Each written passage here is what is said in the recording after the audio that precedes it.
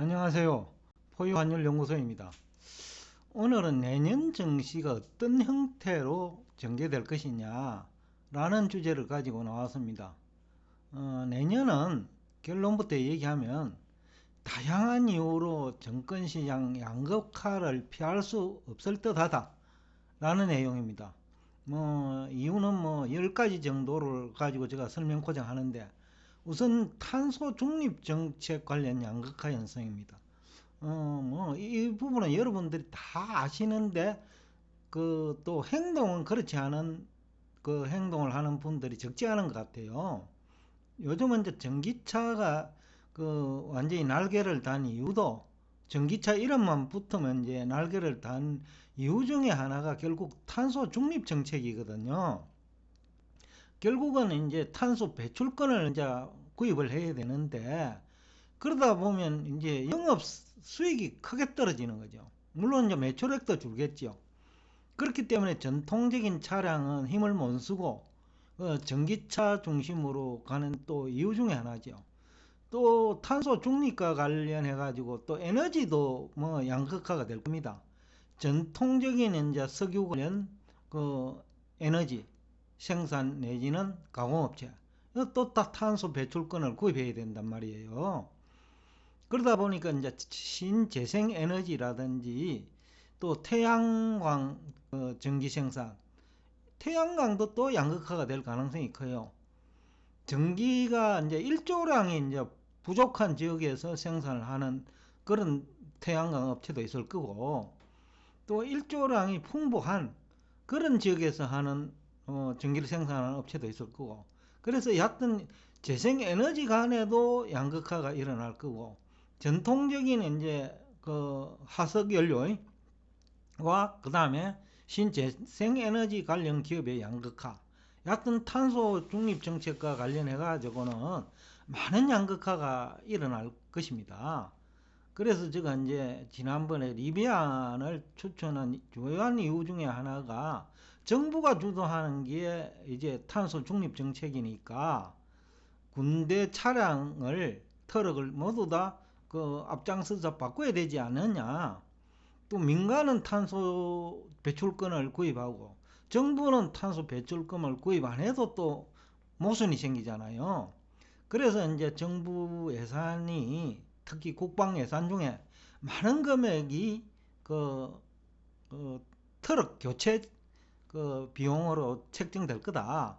그런 측면에서 이제 리비안 주식을 제가 얘기를 한 것 같고, 그 다음에 이제 또 하나는 영업 실적이 수반되느냐 되지 못하느냐예요. 결국 제일 핵심적인 내용인데, 지금 우리 국내 정권 전문가들은 영업 실적이 수반되느냐 아니냐에 관심이 없는 것 같아요. 오로지 성장성 내지는 그 다음에 트렌드, 이쪽에 초점을 맞추는 것 같아요.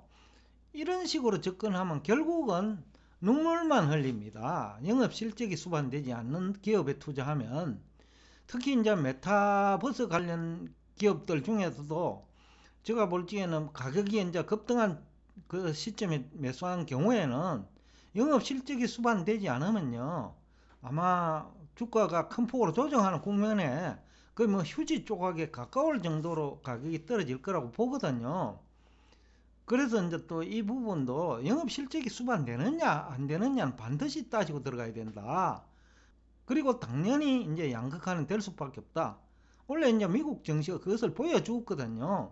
모두 다 성장률을 가지고, 쉽게 하면 성장성을 가지고 부정적으로 얘기를 하지만은 결국 영업 실적이 수반되니까 성장률을 뚫고 올라가는 거예요. 그래서 지난번에 제가 미국의 투자은행 주식을 얘기하면서 그것이 모든 악재를 돌파해 버리는 거죠. 결국 영업 실적이 수반되니까 해결이 된다는 거죠. 그 다음에 이제 금리가 오르고 물가가 오르니까 부채 상환 능력 향상 기업과 부채 상환 능력이 약화되는 기업이 양극화될 수밖에 없어요. 이것도 피할 수 없는 내년에 일어날 수 있는 현상이다 라고 볼 수 있고, 그 다음에 이제 4차 산업 관련 주식과 전통적인 주식 양극화 현상도 일어날 거예요. 주로 전통적인 주식이라고 하면 제조업이잖아요. 제조업이 또 이제 탄소 배출권하고 이제 밀접하니까 그것 또한 이제 그 양극화의 원인이기도 하고, 또 그렇다 보면 수익성이 수반되지 않아요.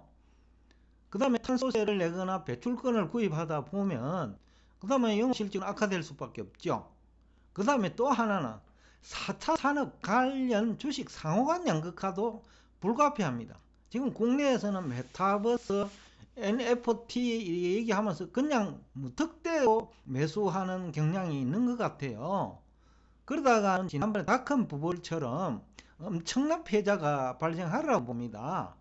그래서 제가 언젠가 한번 얘기를 하는데, 이런 메타버스 산업을 지원하고 NFT 산업을 지원하는 회사가 안전빵이고 수익성도 높다 라는 얘기를 한 기억이 나는데, 내년은 그것이 현실화될 가능성이 아주 높아요. 결국 수익성이 수반되지 않는 타산업은 아무 의미가 없는 거거든요. 결국은 부도밖에 남지 않으니까 결과는. 그래서 우리가 성장성을 추구하더라도 4차 산업 관련 주식에 투자하더라도 반드시 수익성으로 연결될 수 있는지 반드시 체크해야 된다 라는 얘기를 하고 싶습니다. 또 하나는 내년에는 이제 이런 현상 자체가 이제 환율 문제와 연결되어 있거든요. 금리도 환율 문제와 연결되어 있고, 또 환율 때문에 금리가 오르고 물가 때문에 금리가 오르고, 그러니까 결국은 외채 상환 능력이 있느냐 없느냐도 내년에는 또 양극화의 원인이 될 거예요. 국가 간의 문제도 있을 수 있고, 외채 상환 능력은 기업의 문제일 수도 있다라는 거죠. 중국은 이제 외채가 많은 국가잖아요. 그러니까 이제 중국 기업들은 환율이 만약에 오르게 되면 중국 정부가 아직도 환율은 통제를 하고 있으니까 좀 더 영향을 덜 받을 수 있지만, 그러나 또 물가는 견디내기 힘들거든요. 또 물가가 견디내기 힘들 때는 금리까지 올라가는 거죠. 왜냐하면 금리는 실질금리라고 해가지고 부채 상환 능력을 또 반영하거든요. 그러니까 외채 상환 능력이 없는 기업은 결국은 부채 상환 능력이 없는 기업이에요. 그러니까 시장금리는 더 올라가죠. 그러니까 B 등급에서 BB로 전락해버릴 수 있다는 거죠. 그 다음에는 이런 앞에서 한 얘기들이 또 어떻게 보면 신흥국 증시와 관련되어 있고, 또 선진국 증시와 관련된 얘기예요. 그러니까 신흥국 증시와 선진국 증시 양극화도 피할 수 없다. 그러니까 내년에는 여러 각도에서 양극화를 피할 수 없는 증시 환경이다. 그 다음에 이제 우리 입장에서 보면 아시아 쪽이죠. 일부 경제 전문가들은 아시아에 투자하라고 하는데, 이 탄소 문제, 그 다음에 이것도 고려하지 않은 얘기고, 영업 실적의 문제도 고려하지 않은 얘기고, 그 다음에 부채 상환 능력과 관련된 것도 고려하지 않은 얘기고, 그 다음에 뭡니까? 4차 산업 시대에 아까 지원하는, 그러니까 컨텐츠를 만들 수 있는 기업에 지원을 하는 그런 컨텐츠가 생산되도록 지원하는 쪽에는 선진국이 다 차지하고 있다는 거죠. 미국이 주도하는 게 4차 산업이에요. 그러니까 미국의 빅테크 기업들, 또 소프트웨어 기업들이 4차 산업을 주도하고 있다는 거죠. 근데 나머지는 그런 고속도로가 만들어지면, 그러니까 컨텐츠를 고속도로에 올릴 수 있는 자동차라면 자동차와 비교할 수 있겠네요. 그러니까 빅테크 기업들과 AI 기업들과 소프트웨어 기술을 가진 기업들이 닦아낸 고속도로에 자동차를 올린 게 컨텐츠예요. 그러니까 고속도로는 이제 누구나 이용을 해야 되고, 그런데 컨텐츠는 불량 자동차 만들거나 팔리지 않은 자동차 만들면 망하지요. 그런 식으로 우리가 접근해 볼 필요가 있다. 지금 시점에서는 너무 NFT나 메타버스 관련 기업이 이름만 붙으면 지금 주가가 올라가는데 낭패 볼 수 있다라는 얘기를 지금 하고 있는 겁니다. 그 다음에 이제 중국 경제 의존도가 높은 증시와 그렇지 않은 기업 주식 양극화는 중국 경제는 내년은 굉장히 어려울 거예요. 앞에서도 얘기한 탄소 중립 정책에서도 가장 지금 취약한 국가가 중국이잖아요. 그러니까 탄소세도 많이 내야 되고 탄소 배출권도 구입해야 돼. 지금도 흑자를 못 내는 기업들이 탄소 배출권까지 구입을 해야 된다 하면 그런 기업이 무슨 미래가 있을까요? 그러니까 이제 양극화가 될 수밖에 없는데 국내 뭐 적지 않은 정권 전문가들은 중국에 투자하러 가는데 저는 이해가 안 돼요. 영업 실적이라는 측면에서 보면. 그 다음에 이제 물가 상승을 감당할 수 있는 국가와 그렇지 못한 국가가 있단 말입니다. 뭐 중국이 대표적이라고 보는데 뭐 진위 개수 얘기를 앞에서도 했지만은 그러니까 전체 국민의 64%, 약 한 70%는 물가 상승을 감당할 수가 없어요. 그런데 거기에 무슨 내수가 있을 것이며, 그렇죠. 내수가 살아날 이유가 없는 거죠. 뭐 정책이 뭐 또 투자를 한다 하는데 그거는 또 되는 기업만 된다는 거죠. 그러니까 이제 전체적으로 보면 또 다른 데 안 되면 되는 것조차도 하향 평준화가 될 수 있거든요. 그런 문제도 있다. 그 다음에 또 물가 상승을 감당해낼 수 없는 국가는 시장금리가 올라가요. 플러스 알파라는 거예요. 물가 상승 자체도 부담인데 시장금리까지 올라가 버린다는 거죠. 그러니까 그 신흥국 증시의 이제 공통적인 문제일 수도 있는데 뭐 그런 것도 있고 그 다음에 이제 뭐 지금까지 한 얘기를 뭐 정리하면 그래요. 크게 보면 선진국 증시에 투자하라는 얘기고 그 다음에 탄소 중립 정책과 관련된 분야에 투자하라는 얘기고 그 다음에 4차 산업 관련 주식에 투자를 하는데 그거는 지원하는 4차 산업이 그 활성화될 수 있도록 지원하는 그 시스템 반도체라든지 뭐 앞에서도 엔비디아도 얘기하고 AMD도 얘기하고 그죠? 그리고 또 4차 산업 시대의 AI 자율주행이라든지 뭐 한국의 자율주행 얘기를 하는데 뭐 제가 볼 적에는 그 핵심적인 자율주행 기술을 가진 기업은 하나도 없다고 보거든요. 그저 카메라라든지 몇 개 그 정도를 제외하고는 지금 뭐 자율주행에 도움이 되는 그 우리나라 4차 산업 관련 주식이 과연 있냐라는 정도로 뭐 저는 해석하고 싶어요.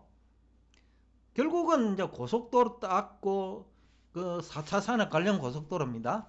그 다음에 그 위에 컨텐츠를 올려야 되는데 그 컨텐츠 성공 여부는요 굉장히 힘들 거예요. 전 세계가 컨텐츠 시장에 뛰어들 건데 거기서 한국 기업이 성공한다는 보장이 없거든요.